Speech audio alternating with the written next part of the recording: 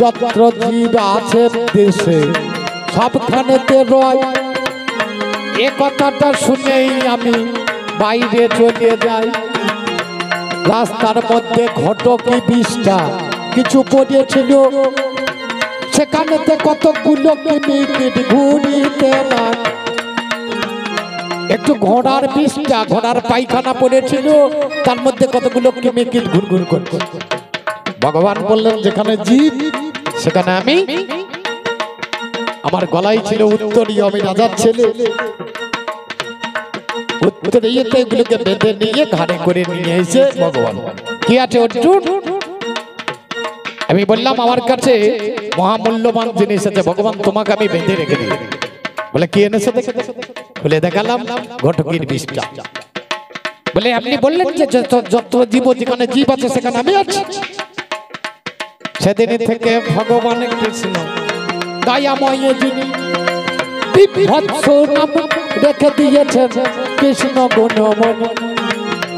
নামটি আমার জয় হলো ভেবে দেখা যায়।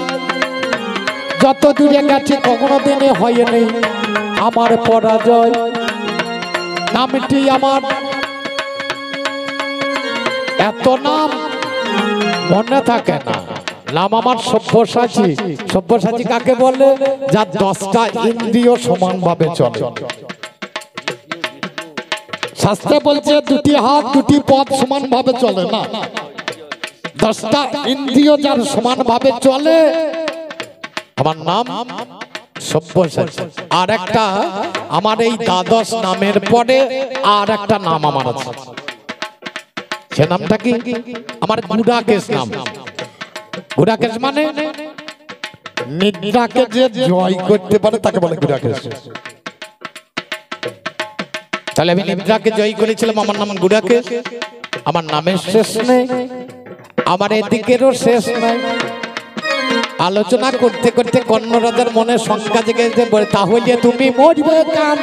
তাহলে তুমি মরলে কেন? আমরা একদিন 5 ভাই বাবা বেড়াতে যাই। যুধিষ্ঠিরই আমার কাছেই অমনি বাবা কয়। আমার দাদা যুধিষ্ঠির বলছে ভাই আর প্রাণে বাঁচবো না, বড় পিপাসা লেগেছে, একটু জল এনে দাও। প্রথমে দাদা ভীম গেলেন পাশে একটা সরোবর দেখতে গেলেন। যখনই জল নিতে যাবেন তখনই একটা পক্ষী বক বসে আছে। বলে কে তুমি? বলে আমি পাণ্ডবদের একজন, আমি দ্বিতীয় পাণ্ডব, আমার নাম ভীমসেন। বলে আগে আমার প্রশ্নের উত্তর দিয়ে স্পর্শ করো বাড়ি, আর যদি উত্তর না দিয়ে বাড়ি স্পর্শ করো যাবে জম পুরি। বলে ভালো। পাখির কথা আবার মানুষের শুনে ভীম জোর করে জলে নেমেছে। নকুল সহদেব সবাই গেছে, শেষকালে আমি গেছি। প্রশ্নটা খুব বড় মজার। কি বার্তা, কি আশ্চর্য! পদ বলি কারে, কোন জন সুখী হয় এই চরা চরে। আমিও কান না দিয়ে জল নিতে গিয়েছি, আমিও মরেছি। আচ্ছা বলুন, যে কৃষ্ণ ভক্ত সে তো মরে না। তোমার ভুল হচ্ছে, যে মরে সে আর বাঁচে না। যারা কৃষ্ণ ভক্ত তারা মরলেও আবার বাঁচে। তোমার বোঝাটা ভুল হয়েছে। যারা কৃষ্ণ ভক্ত নয় তারা মরিয়ে গেলে আর বাঁচে না, কিন্তু যারা কৃষ্ণ ভক্ত মরলেও আবার বাবা তারা বাঁচে।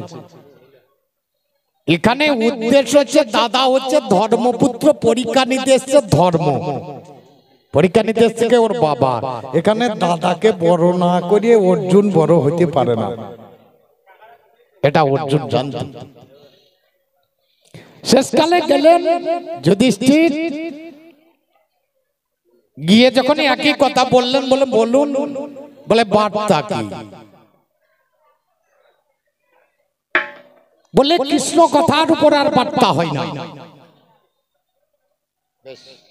ভালো, কিবা আশ্চর্য বলে মানুষ বেঁচে আছে, এইটাই হচ্ছে আশ্চর্যের থেকে আশ্চর্যের আর কিছু নেই।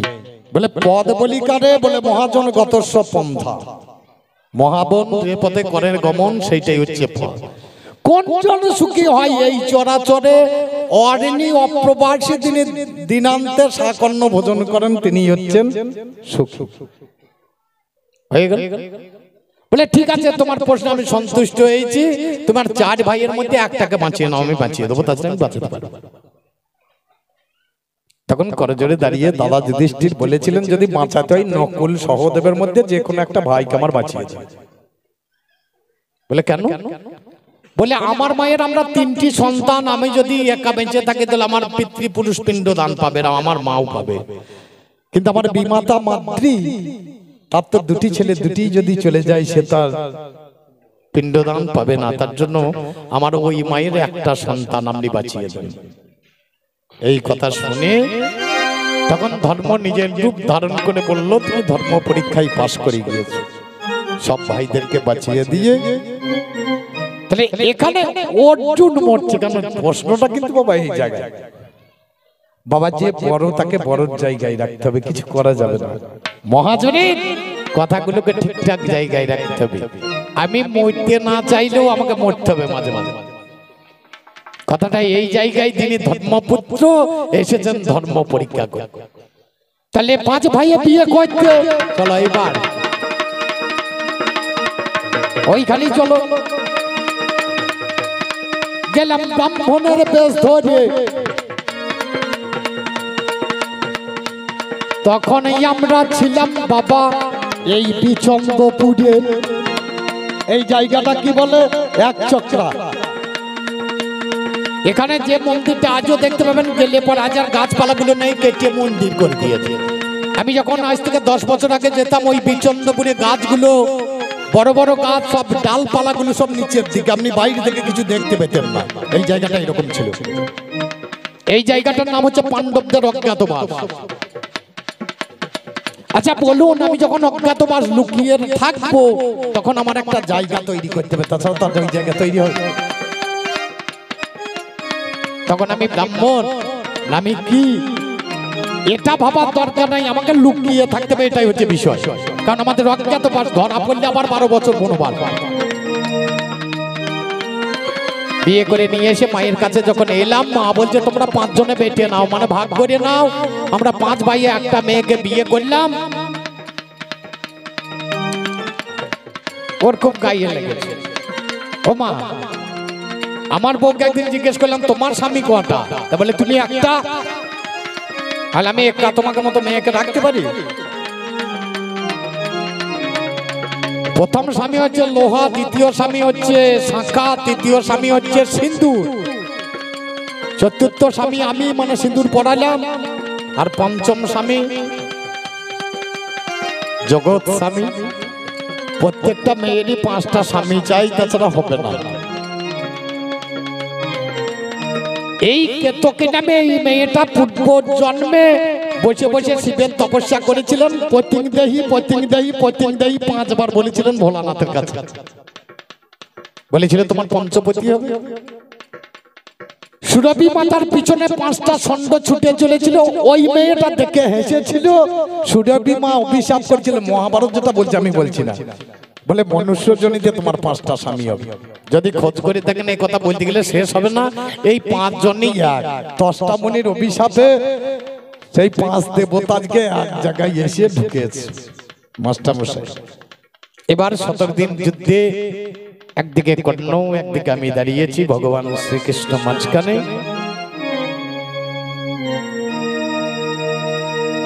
অন্যদিন যুদ্ধক্ষেত্রে কর্ণকে এসে আমি এটা দেখতে পাইনি, কর্ণ কিন্তু পিছন দিকে ঘুরে ঘুরে তাকাচ্ছে। যুদ্ধ চলছে সামনে, যুদ্ধ করতে করতে একবার করে পিছন দিকে রথের দিকে তাকাচ্ছে। এর মধ্যে কিছু কারণ আছে। যুদ্ধ যখন প্রায় আরম্ভ হয়ে গেছে, তখন রথের চক্র মেদিনী গ্রাস করেছে। আমার ধনুর্বাণ থেকে বাণ ছড়ে দেওয়া হয়েছে, পৃষ্ঠদেশে গিয়ে বাণ লেগেছে। এই অভিশাপ তো আমার নয়, চিৎকার করে কুরুক্ষেত্রের রণাঙ্গনে পড়ে গেল। কুন্তী মাতা ছুটে চলে এলেন, এসে মাথাটা কোলে করে নিয়ে বসে আছেন। আমরা 5 ভাই সেখানে গেলাম। মা, হরি বল, হরি বল, হরি বল। তুমি আমাদের শত্রুদের মাথাটা কোলে নিলে কেন? বললে, বলিস না, এটা তোদের বড় ভাই। আমার অনুডা অবস্থায় সূর্যের রৌদ্র সেই ছেলেটা সন্তানের জন্ম হয়েছিল, আমি তামার ডকে ভরে ভাসিয়ে দিয়েছিলাম। যুধিষ্ঠির দাদা রাগ করে বলল, মা, তুমি এত বড় কথা আমাদের কাছে গোপন রাখতে পারলে? যদি বলতে এই যুদ্ধ আমাদের দরকার হতো না। আমরা যদি জানতাম কর্ণ বড় ভাই, তাকে যত্ন করে নিয়ে এসে সিংহাসনে বসিয়ে দিয়ে আমরা 5 ভাই তার সেবা যত্ন করতাম। এত বড় ভুল কাজ তুমি যখন করলে, মাগো, আমি তোমাকে অভিশাপ দিচ্ছি পুত্র হিসাবে, জীবনে কোন নারীর পেটে গোপন কথা থাকবে না। মাননীয় জনক, কন্যের জীবন সম্পন্ন হয়ে গেল। হরি বল, হরি বল। তারপরে আর একদিন যুদ্ধ আছে মাননীয় জনকটে। এই পর্যন্ত কবিগানের জবনিকা টেনে দিয়ে একদিকে কর্ণ, একদিকে অর্জুন।